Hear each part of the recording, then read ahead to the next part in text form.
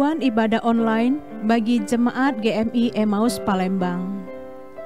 Pada prinsipnya, ibadah online harus dilakukan sama seperti melakukan ibadah di gereja. Lakukanlah ibadah online bersama dengan seluruh anggota keluarga saudara. Lakukan persiapan diri selayaknya saudara akan pergi ke gereja, berpakaian yang rapi untuk berjumpa dengan Tuhan dalam ibadah online. Ikutilah seluruh liturgi ibadah yang diarahkan oleh pemimpin ibadah seperti bernyanyi, berdoa, membaca Alkitab, dan sebagainya. Jangan lakukan kegiatan yang dapat mengalihkan perhatian saudara seperti membalas pesan, berbaring, dan sebagainya ketika melakukan ibadah secara online ini. Persembahan saudara dalam minggu ibadah online dapat dikumpulkan dan akan diserahkan pada saat telah diadakan ibadah di gereja nantinya. Selamat beribadah.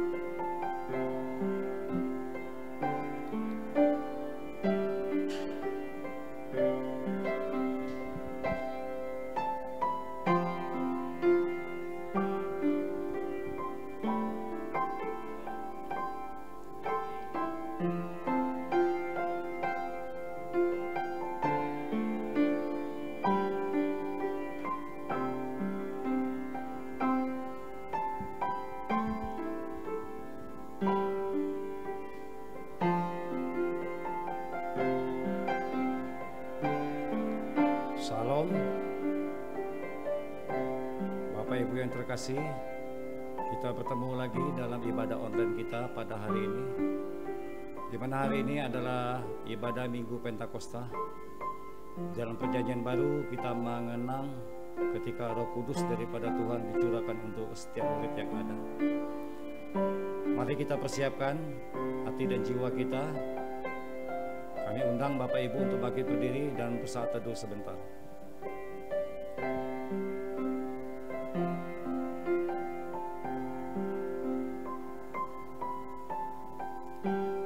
Tinggikanlah Tuhan Allah kita dan sujudlah menyembah kepada tumpuan kakinya. Kuduslah Ia.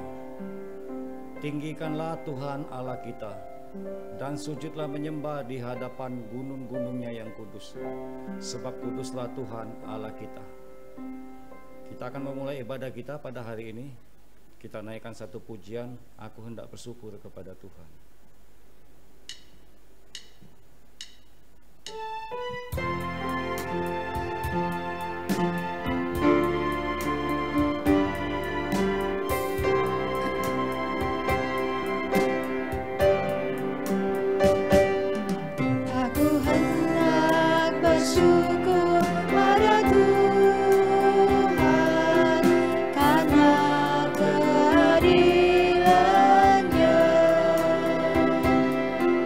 Bermasmur bagi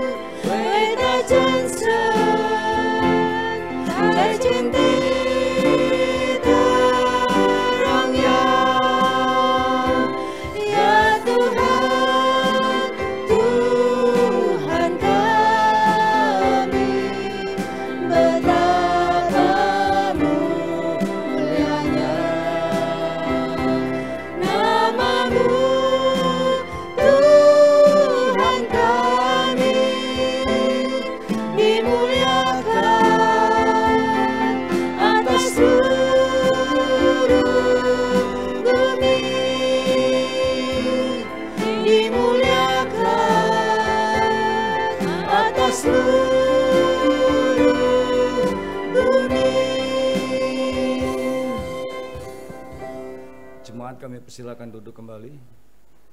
Kita bersatu dalam doa. Tuhan Allah Bapa kami yang ada di sorga, dimuliakan nama-Mu Tuhan di atas seluruh bumi. Terpujilah nama-Mu di tempat yang maha tinggi. Pada hari ini kami datang kembali beribadah kepadamu ya Bapa. Kami datang bukan saja untuk mengucap syukur kepadamu, tapi kami juga ingin menaikkan puji-pujian kami kepadamu. Kami ingin bermazmur kepadamu Tuhan. Engkau telah begitu baik kepada kami selama ini. Sampai hari ini Engkaulah Tuhan Allah pemelihara hidup kami. Tuhan Bapa di sorga, kami mau serahkan ibadah kami pada hari ini, dari awal, pertengahan hingga akhirnya. Biarlah kiranya Roh Kudus daripada Tuhan berkuasa atas setiap kami yang melayani Tuhan. Ampuni pelanggaran kami dan layakkanlah kami atas segala dosa-dosa kami Tuhan. Tuhan, kami juga mau serahkan hamba-Mu Bapak Pendeta Rudianto yang akan menyampaikan kebenaran firman daripada Tuhan. Biarlah kiranya firman yang akan ditaburkan pada hari ini dapat menjadi berkat untuk bagi setiap jemaat Tuhan yang ada. Kami juga mau serahkan setiap jemaat-Mu Bapak Ibu yang terkasih yang saat ini sedang beribadah di mesbah keluarga mereka masing-masing, di rumah mereka masing-masing. Tuhan, sertai jemaat-Mu ini Tuhan, sertai mereka, pimpin mereka di dalam keluarga mereka, di dalam pekerjaan mereka, maupun di dalam kesehatan mereka. Biarlah di tengah masa pandemi COVID-19 ini, Tuhan kiranya selalu beserta dengan kami. Allah Immanuel yang akan selalu menyertai kami dengan Roh Kudus yang daripada Tuhan. Terima kasih Bapa, segala kemuliaan hanya untuk Tuhan. Kami berdoa di dalam nama Yesus Kristus, Tuhan dan Juru Selamat kami yang hidup. Amin. Amin. Responsoria pada minggu ini diambil dari buku KPPK nomor 24. Bapak Ibu kami persilakan untuk bangkit berdiri. Kita akan membacanya pergantian, bagian terakhir kita baca bersama-sama. Ialah yang memberikan baik rasul-rasul maupun nabi-nabi, baik pemberita-pemberita Injil maupun gembala-gembala dan pengajar-pengajar, untuk memperlengkapi orang-orang kudus bagi pekerjaan pelayanan, bagi pembangunan tubuh Kristus. Beritakanlah dan ajarkanlah semuanya itu. Jangan seorang pun menganggap engkau rendah karena engkau muda. Jadilah teladan bagi orang-orang percaya dalam perkataanmu, dalam tingkah lakumu, dalam kasihmu, dalam kesetiaanmu, dan dalam kesucianmu. Sementara itu, sampai aku datang, bertekunlah dalam membaca kitab-kitab suci, dalam membangun dan dalam mengajar. Jangan lalai dalam mempergunakan karunia yang ada padamu, yang telah diberikan kepadamu oleh nubuat dan dengan penumpang tangan sidang penatua. Perhatikanlah semuanya itu, hiduplah di dalamnya, supaya kemajuanmu nyata kepada semua orang. Awasilah dirimu sendiri dan awasilah ajaranmu, bertekunlah dalam semuanya itu, karena dengan berbuat demikian engkau akan menyelamatkan dirimu dan semua orang yang mendengar engkau. Usahakanlah supaya engkau layak di hadapan Allah sebagai seorang pekerja yang tak usah malu, yang berterus terang memberitakan perkataan kebenaran itu. Tetapi harta ini kami punyai dalam bejana tanah liat, supaya nyata bahwa kekuatan yang melimpah-limpah itu berasal dari Allah, bukan dari diri kami. Usahakanlah supaya engkau layak di hadapan Allah sebagai seorang pekerja yang tak usah malu, yang berterus terang memberitakan perkataan kebenaran itu.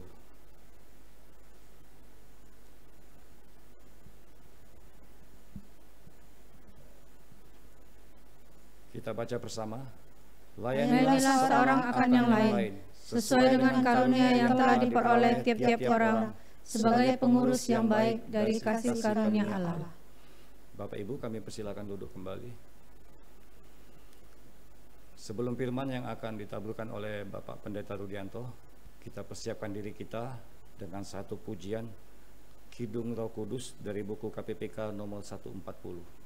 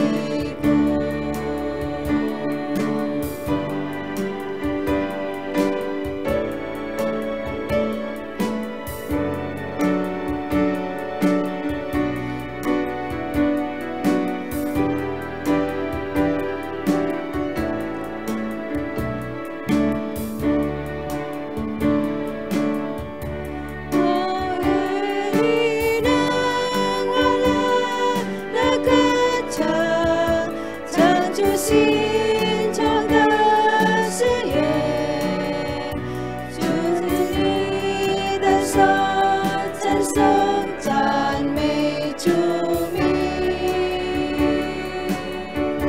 哦，让它安慰你的忧伤，抹干你一切眼泪，使你能靠主的名字生命。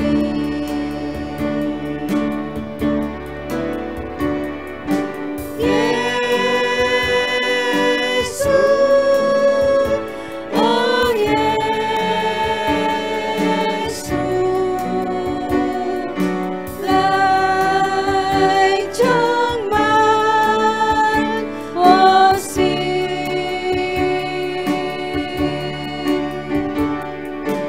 耶稣，哦耶稣，来充满我心。Katakan Yesus, oh penuhilah aku. Yesus, oh penuhilah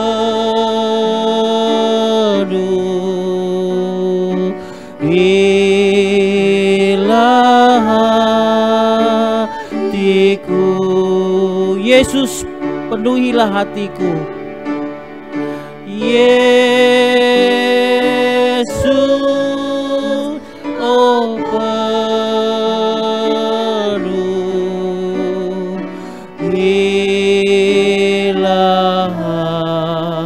hatiku. Sekali lagi dengan lemah lembut kita katakan, Yesus penuhilah hatiku. Yesus,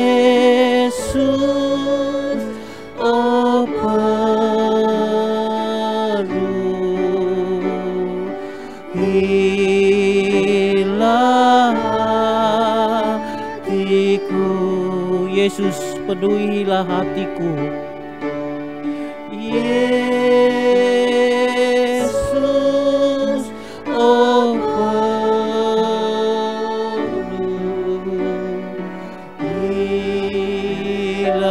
hatiku.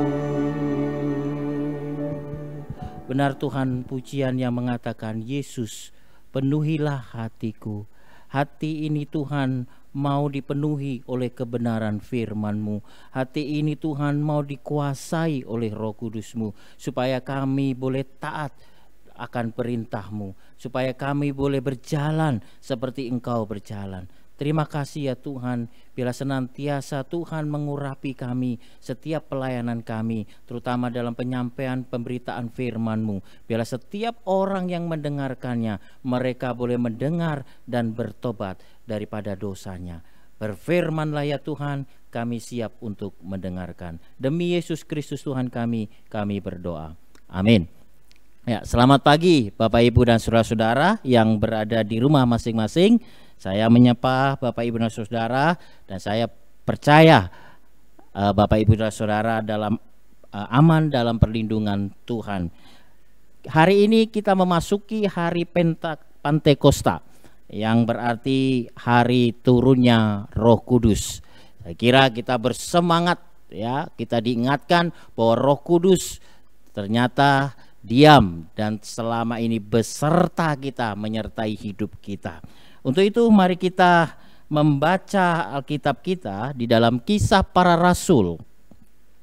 Kisah Para Rasul yang pasal yang kedua ayat 1 sampai ayat yang ke-13. Saya akan bacakan bagi Bapak Ibu dan saudara-saudara. Kisah Para Rasul pasal 2 ayat 1 sampai 13. Pentakosta. Ketika tiba hari Pentakosta, semua orang percaya berkumpul di suatu tempat. Tiba-tiba turunlah dari langit suatu bunyi seperti tiupan angin keras yang memenuhi seluruh rumah di mana mereka duduk. Dan tampaklah kepada mereka lidah-lidah seperti nyala api yang bertebaran dan hinggap pada mereka masing-masing.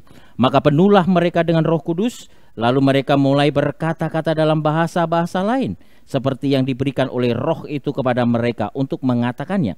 Waktu itu di Yerusalem diam orang-orang Yahudi yang saleh dari segala bangsa di bawah kolong langit. Ketika turun bunyi itu, berkerumunlah orang banyak. Mereka bingung karena mereka masing-masing mendengar rasul-rasul itu berkata-kata dalam bahasa mereka sendiri. Mereka semua tercengang-cengang dan heran, lalu berkata, bukankah mereka semua berkata itu orang Galilea? Bagaimana mungkin kita masing-masing mendengar mereka berkata-kata dalam bahasa kita sendiri, yaitu bahasa yang kita pakai di negeri asal kita. Kita orang Parsia, Media, Elam, penduduk Mesopotamia, Yudea dan Kapadokia, Pontus dan Asia, Frigia dan Pamfilia, Mesir dan daerah-daerah Libya yang berdekatan dengan Kirene, pendatang-pendatang dari Roma, baik orang Yahudi maupun penganut agama Yahudi, orang Kreta dan orang Arab. Kita mendengar mereka berkata-kata dalam bahasa kita sendiri tentang perbuatan-perbuatan besar yang dilakukan Allah. Mereka semuanya tercengang-cengang dan sangat termangu-mangu sambil berkata seorang kepada yang lain, apakah artinya ini? Tetapi orang lain menyindir, mereka sedang mabuk oleh anggur manis. Bapak, Ibu dan Saudara, seminggu yang lalu kita saudara kita atau tetangga kita yang beragama Muslim sedang lebaran, ya. Lebaran menjadi topik yang paling utama dalam perbincangannya adalah tentang hal mudik. Ya, tahun ini memang tidak bisa mudik begitu. Mudik dalam arti kita bersama-sama pulang kampung. Ya. Namun tahun ini banyak orang tidak bisa mudik. Ya, saya pun tidak bisa mudik. Meskipun saya bukan orang Muslim, tapi saya sering juga kadang mudik gitu. Saya tidak bisa mudik karena larangan pemerintah berkenaan dengan pandemi COVID-19 ini. Nah, dulu orang merayakan Lebaran di kampung adalah sebuah keharusan. Ya, makanya mereka bersama-sama berbondong-bondong, pokoknya saya harus pulang kampung. Karena hari itu adalah hari yang merupakan bagi mereka adalah sakral, dan memang itu hari dijadikan sebagai tradisi yang mau nggak mau kita harus mudik begitu. Ya, meskipun yang beragama lain juga ikut dalam tradisi ini. Jadi rupa-rupanya mudik ini, Bapak Ibu Saudara, ada sejak zaman Alkitab. Ya, dan sampai saat ini beberapa orang Yahudi masih melakukan, mereka pulang kampung ke Yerusalem. Ya, mereka pulang kampung dilakukan oleh orang-orang Yahudi yang terserak ya di berbagai belahan dunia ini. Mereka berkumpul pulang kampung, ya tidak hanya sekedar pulang kampung bertemu dengan keluarga, sanak saudara. Mereka pulang kampung untuk bersama-sama beribadah, merayakan Pentakosta ini. Mereka pulang untuk merayakan Pentakosta ini. Bapak, Ibu dan Saudara, sebelum Tuhan Yesus terangkat ke surga, meninggalkan murid-muridnya, Tuhan Yesus pernah berjanji, yaitu akan menurunkan Roh Kudus. Di dalam kisah para rasul pasal 1 ayat 8. Dan Tuhan Yesus juga telah memerintahkan mereka supaya tidak meninggalkan Yerusalem sebelum Roh Kudus itu turun ya, ke atas mereka. Nah, di sini kita melihat bahwa perikop ini membicarakan janji Tuhan itu, yaitu turunnya Roh Kudus atas para rasul. Namun kita perlu perhatikan Bapak Ibu Saudara, konteks atau situasi orang-orang yang berkumpul di situ. Mengapa mereka berkumpul di situ? Orang-orang Yahudi berkumpul dari berbagai bangsa, dikatakan di kolong langit ya, di bawah kolong langit. Di dunia ini mereka berkumpul di satu tempat yang dipercaya itu adalah Yerusalem, entah itu bait Allah atau di rumah. Mereka merayakan Pentakosta. Nah, apa arti Pentakosta? Pentakosta dalam perjanjian lama, Bapak Ibu Saudara, beberapa hal yang perlu kita ketahui tentang Pentakosta dalam perjanjian lama. Ini adalah hari ke-50 setelah Paskah. Ya, ini Paskah dalam arti perjanjian lama. Perjanjian lama Paskahnya itu berarti hari bebasnya bangsa Israel dari Mesir, dari perbudakan Mesir. Coba kita bisa membacanya nanti di rumah dengan di dalam Ulangan pasal 16 ayat 1. Itu tentang Paskah perjanjian lama. Yang kedua, hari Pentakosta adalah hari untuk memperingati dua hal, ya. Yang pertama, pemberian 10 hukum Tuhan. Yang kedua, merupakan perayaan syukur karena panen gandum. Ya, di situ. Nah, Pentakosta perjanjian lama menjadi Pentakosta perjanjian baru karena apa yang terjadi di dalam Kisah Para Rasul pasal 2 ini, ya.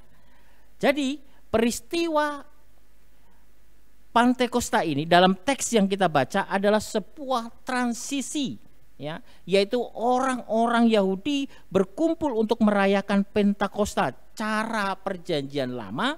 Kemudian setelah peristiwa Pentakosta di Kisah Para Rasul, orang-orang Kristen khususnya, orang-orang yang percaya kepada Tuhan berubah pandangannya, yaitu memahami Pentakosta sebagai hal yang baru, kepada pemahaman yang baru.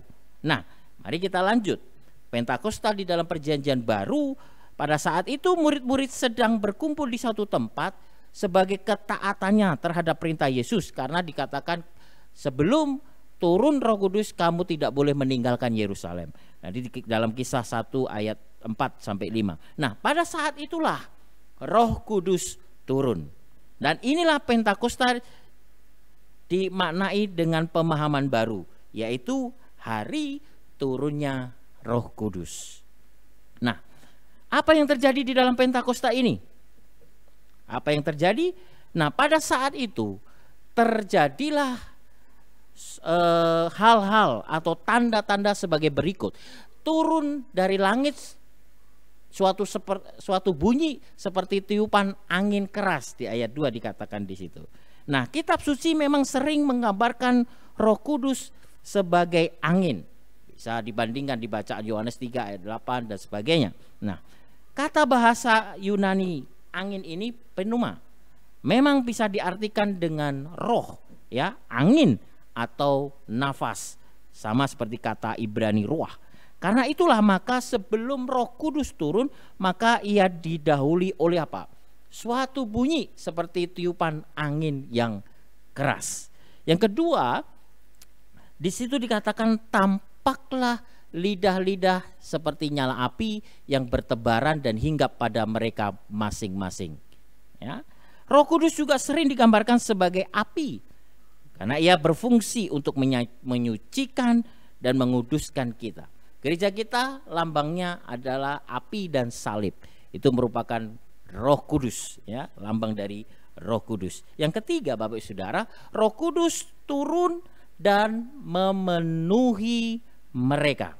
Hal ketiga inilah yang saya mau tekankan dalam khotbah saya hari ini, bahwa Roh Kudus yang turun atas mereka, yang turun atas para rasul dan orang-orang sekitar itu yang percaya kepada Tuhan, akan juga kita alami sampai pada saat ini. Banyak tanda-tanda yang kita lihat ketika Roh Kudus turun atas mereka. Nah, gambaran ini memang menjadi polemik, ya Bapak Ibu Saudara, menjadi perdebatan sampai sekarang. Ada beberapa gereja yang satu mengatakan bahwa orang yang dipenuhi oleh Roh Kudus harus sama seperti apa yang terjadi pada waktu Pentakosta dulu, ya. Pertama waktu murid-murid Tuhan Yesus atau para rasul melihat, yaitu mereka bisa berbahasa roh, yang diartikan juga bisa berbahasa lidah. Bisa berbahasa roh diartikan bisa berdoa dalam bahasa roh yang orang lain mungkin tidak mengerti, dan terkadang bahasanya itu-itu saja dan dapat ditirukan. Dan pada akhirnya sebagian gereja memaksa orang untuk bisa mempelajari bahasa roh ini. Nah, Ini yang terjadi polemik kita. Mereka juga mengatakan bahwa orang harus bisa berbahasa lidah yang seperti yang ditunjukkan di dalam Kisah Para Rasul ini. Ya, apa yang terjadi dalam Kisah Para Rasul ini. Artinya dikatakan orang-orang yang dipenuhi oleh Roh Kudus itu akan berbahasa yang semua bangsa bisa tahu apa yang dia katakan. Jika dalam situasi dulu, Bapak Ibu Saudara, mungkin hal itu memang menjadi kehendak Tuhan. Itu harus terjadi. Karena apa? Pada situasi itu banyak orang-orang berkumpul dari berbagai bangsa. Dan murid-murid pada waktu itu hanya bisa bahasa satu saja. Ya, bahasa Yunani, bahasa mungkin ada beberapa bisa dikuasai, tetapi tidak semua bahasa-bangsa dia kuasai. Untuk itu Tuhan memberikan mujizatnya, ya, memberikan mereka karunia untuk bisa berbahasa yang dimengerti oleh bangsa-bangsa lain yang berkumpul di situ. Tujuannya apa, Bapak Saudara? Tujuannya tidak lain adalah supaya mereka mengerti perbuatan-perbuatan yang besar yang telah Allah lakukan di dalam dunia ini. Jika dalam situasi dulu mungkin ini yang dikehendaki Tuhan, itu bisa tersampaikan. Karena banyak orang berkumpul dari berbagai bangsa. Untuk itu perlu ya karunia bahasa ini. Jadi Tuhan bisa saja mengaruniakan bahasa lidah yang demikian. Namun Bapak Saudara, kalau dibandingkan dalam konteks sekarang, apakah pertanyaannya bagi kita? Apakah karunia itu masih diperlukan oleh kita yang semua kita mengerti? Misalnya bahasa Indonesia, tapi kita juga mengerti tentang bahasa Indonesia. Alkitab juga sudah diterjemahkan dalam bahasa Indonesia dan bahasa-bahasa lain. Pertanyaannya, apakah karunia ini masih diperlukan? Bagi saya peristiwa Pentakosta sekarang adalah lebih kepada kita bagaimana kita memaknai sebagai turunnya Roh Kudus, ya, yang memberi kuasa kepada kita. Kuasa untuk apakah itu? Nah, di ayat 11 Bapak Saudara, kuasa itu dikatakan Roh Kudus memberikan kuasa untuk mengatakan tentang perbuatan-perbuatan besar yang dilakukan Allah. Ya. Jadi apa makna? Kalau begitu apa maknanya Pentakosta bagi kita? Maka peristiwa Pentakosta harus dimaknai sebagai peristiwa turunnya Roh Kudus yang memberi kuasa kepada kita untuk mengatakan perbuatan-perbuatan yang besar yang telah dilakukan Allah di muka bumi ini. Itu adalah berita Injil, ya. Berita Injil. Roh Kudus memberi kuasa kepada kita untuk memberitakan Injil. Nah, kita lihat Bapak Saudara, kita mundur ke belakang bahwa Yesus pernah berjanji di dalam Yohanes pasal 14. Saya akan bacakan bagi Bapak Ibu dan Saudara. Yohanes pasal 14 ayat 16. Dikatakan di situ, "Aku akan minta kepada Bapa dan Ia akan memberikan kepadamu seorang penolong yang lain supaya Ia menyertai kamu selama-lamanya, yaitu Roh kebenaran. Dunia tidak dapat menerima Dia sebab dunia tidak melihat Dia dan tidak mengenal Dia. Tetapi kamu mengenal Dia sebab Ia menyertai kamu dan akan diam di dalam kamu." Nah, 26. "Tetapi penghibur yaitu Roh Kudus yang akan diutus oleh Bapa dalam namaku, Dialah yang akan mengajarkan segala sesuatu kepadamu dan akan mengingatkan kamu akan semua yang telah kukatakan kepadamu."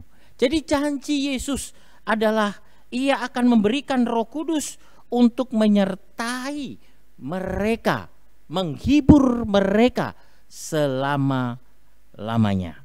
Mereka tidak ditinggalkan sebagai anak yatim piatu, dan Roh Kudus akan menyertai dan mengajar para muridnya tentang segala sesuatu yang telah dikatakan oleh Tuhan. Dan di dalam Kisah Para Rasul 1 ayat 8 juga dikatakan, "Tetapi aku akan memberi kuasa kalau Roh Kudus turun ke atas kamu.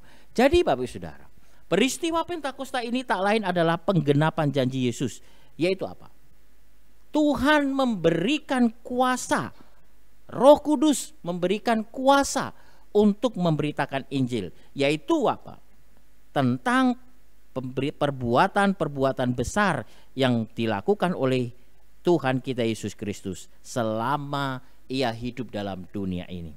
Jadi untuk dapat memberitakan Injil, Tuhan tentunya orang harus mengalami peristiwa Roh Kudus turun atas mereka terlebih dahulu. Mereka harus benar-benar mengalami bahwa hidupnya benar-benar dijamah oleh Roh Kudus.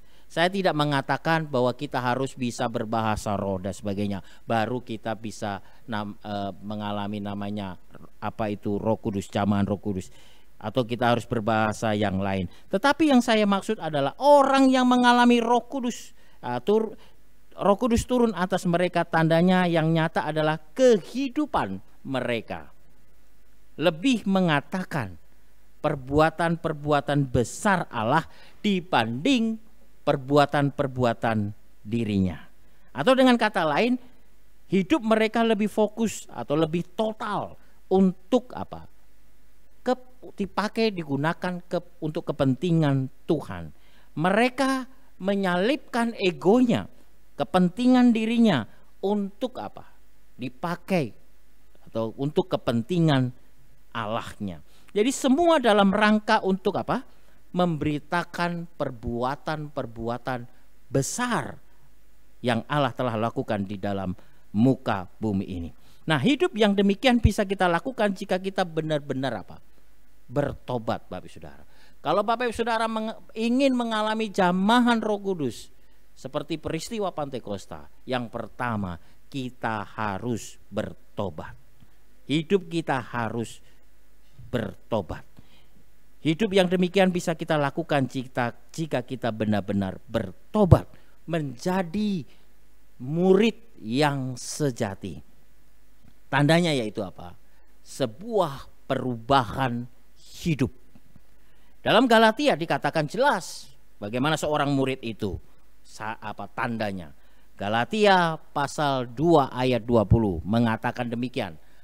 Namun aku hidup, ya, tetapi bukan lagi aku sendiri yang hidup, melainkan Kristus yang hidup di dalam aku. Dan hidupku yang kuhidupi sekarang di dalam daging adalah hidup oleh iman dalam nama Anak Allah yang telah mengasihi aku dan menyerahkan dirinya untuk aku. Ya, inilah tandanya ketika Roh Kudus benar-benar ada pada kita, menjamah kita. Peristiwa Pentakosta harus kita maknai sebagai peristiwa turunnya Roh Kudus atas kita yang menguasai sepenuhnya dalam hidup kita. Gereja Metodis Indonesia mempunyai satu tokoh yang sangat penting. Bagaimana Roh Kudus menguasai dirinya. Ini dilihat dari perubahan-perubahan hidup dan pelayanannya. Bisa dibandingkan kehidupan yang lama, bagaimana dia belum merasakan jamahan Roh Kudus.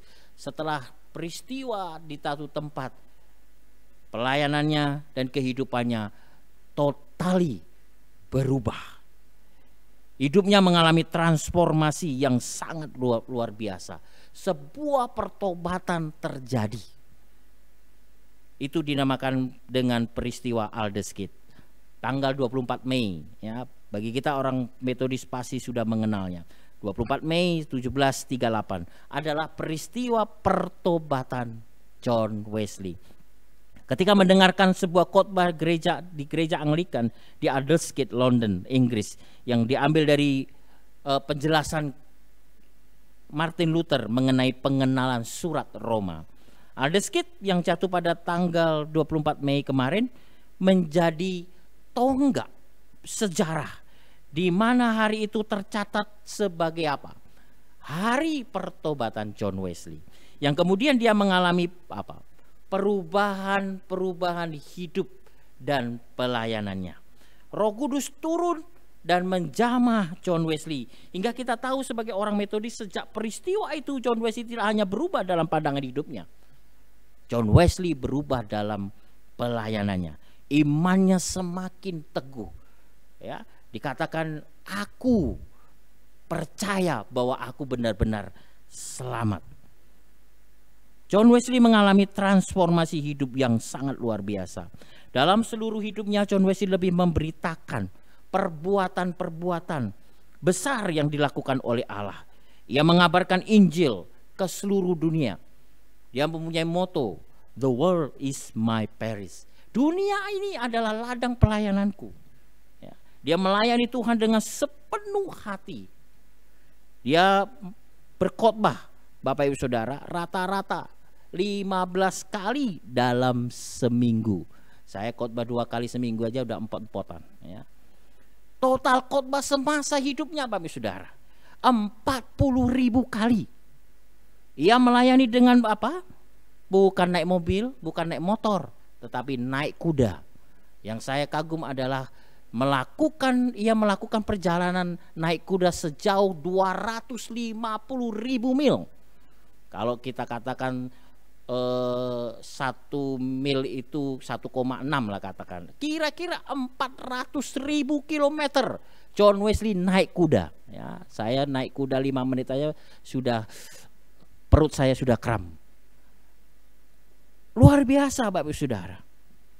Peristiwa Pantekosta harusnya kita maknai bahwa orang-orang yang dipenuhi oleh kuasa Roh Kudus harus bertobat dari hidupnya. Ia harus bisa menjadi alat Tuhan untuk memberitakan perbuatan-perbuatan besar Allah.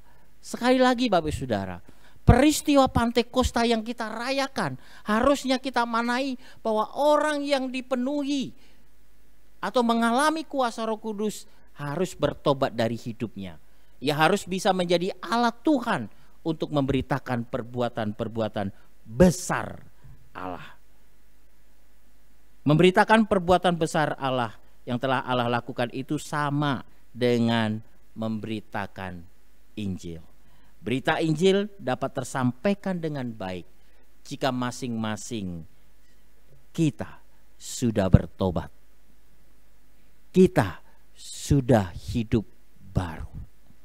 Banyak orang di luar sana tidak mau percaya kepada Yesus karena kita sendiri yang memberitakan hidupnya masih belum bertobat. Hidup kita masih bergelimang dengan dosa. Hidup kita masih dikuasai oleh dosa. Hidup kita masih dikuasai oleh nafsu kedagingan kita. Hidup kita masih mementingkan diri kita sendiri daripada untuk kepentingan Tuhan. Kita masih memakai manusia lama kita. Dikatakan jika kita mau dipakai Tuhan untuk memberitakan perbuatan besar Allah, hidup kita harus berubah. Kita harus bertobat. Kita harus menanggalkan manusia lama kita. Kita harus berjalan seperti Yesus berjalan. Bapak, Ibu, dan saudara-saudara, hari ini kita merayakan hari Pentakosta. Mari kita manai hari ini sebagai hari di mana kita bersama-sama merenungkan firman Tuhan, bersama-sama merenungkan hari turunnya Roh Kudus. Bersama-sama kita harus bertobat. Roh Kudus turun, maka tanda yang menyertai adalah hidup kita menjadi baru. Hidup kita lebih mementingkan perkara-perkara yang di atas, yaitu perkara-perkara surgawi. Hidup kita lebih mementingkan kepentingan Tuhan. Hidup kita lebih kepada memberitakan perbuatan-perbuatan Allah dibanding memberitakan perbuatan-perbuatan kita. Hidup kita lebih memberitakan tentang kuasa Roh Kudus yang membuat kita berubah, Itulah tanda-tanda Roh Kudus benar-benar turun atas kita. Kita dipenuhi oleh Roh Kudus. Kuasa Roh Kudus mengubah hati kita menjadi ciptaan yang baru. Amin. Kita berdoa. Kami mengucap syukur kepadamu ya Tuhan. Hari ini Engkau perkenankan kami untuk bersama-sama memperingati hari Pentakosta, di mana Roh Kudus sudah turun atas kisah para rasul. Dan Roh Kudus yang sama itu yang menjamah hati kami, yang membuat kami sekarang percaya kepadamu. Engkau adalah Yesus, Tuhan dan Juru Selamat kami. Ada banyak hal yang kami hari ini Tuhan mau bersama-sama merendahkan hati kami, bertobat kepadamu, menyesali akan dosa-dosa kami ya Tuhan. Kami banyak hal yang kami lakukan untuk kepentingan kami sendiri. Hari ini kami mau bertobat Tuhan. Hari ini kami mau apa yang segala Tuhan mau, kami ingin kerjakan. Tuhan Yesus, jamah setiap kami, urapi kami, supaya kami benar-benar menjadi alat terang-Mu, pemberita Injil, di mana perbuatan-perbuatan Allah yang besar itu bisa kami sampaikan kepada orang-orang yang kami jumpai. Terima kasih ya Tuhan. Jamah kami supaya rasa takut kami Engkau rubah menjadi sebuah keberanian untuk kami benar-benar menyatakan berita Injil ini Tuhan, bahwa Yesus telah melakukan menjamah setiap orang. Hidup yang lama menjadi hidup yang baru, yang penuh dengan damai sejahtera Tuhan. Terima kasih ya Tuhan. Ini doa pengharapan kami. Demi Yesus Kristus Tuhan kami berdoa. Amin.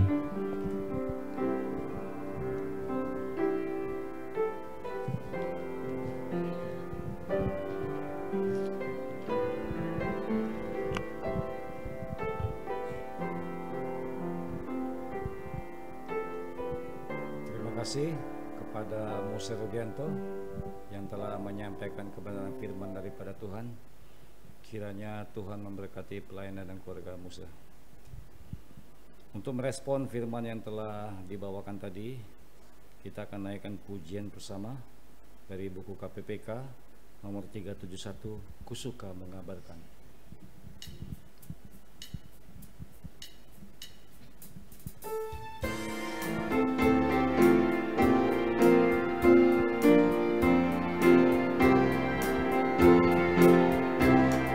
Suka mengabarkan tentang hal di sorga, tentang kasih Tuhanku yang mati bagiku.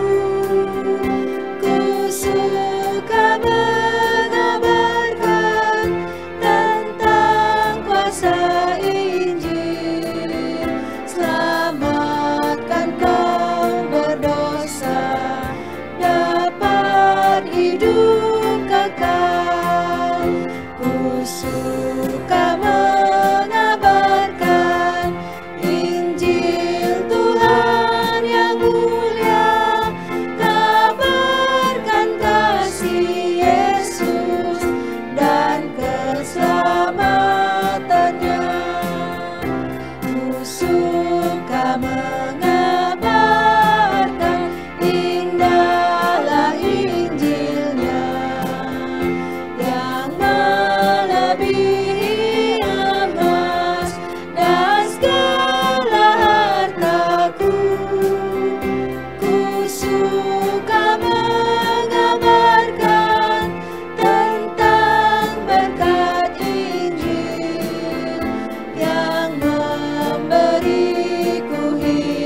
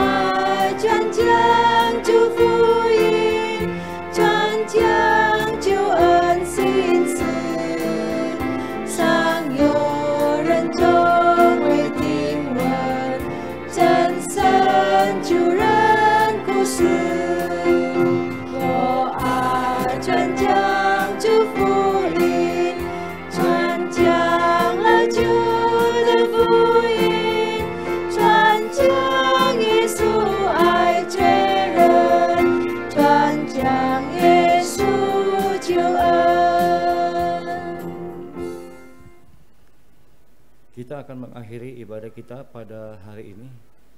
Bapak Ibu, kami persilakan untuk bangkit berdiri.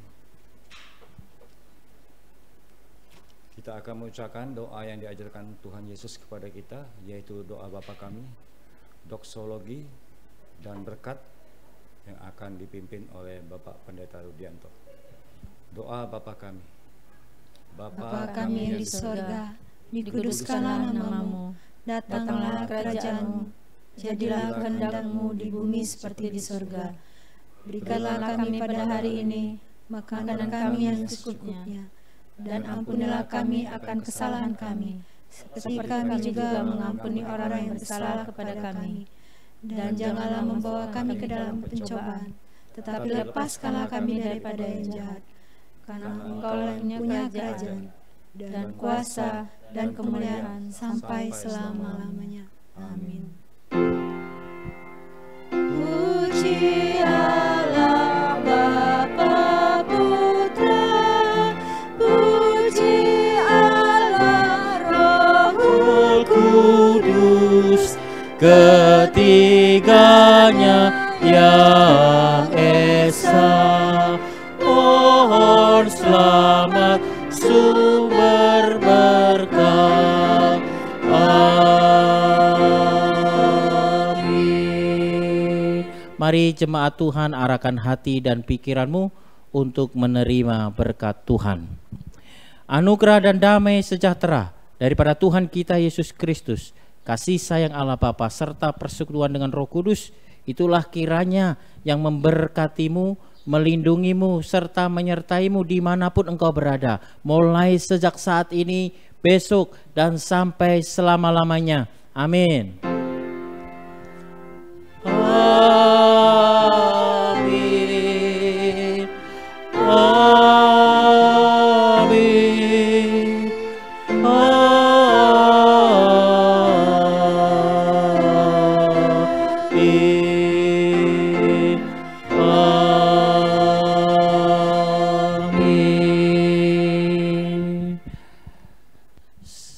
Kebaktian selesai, saat teduh.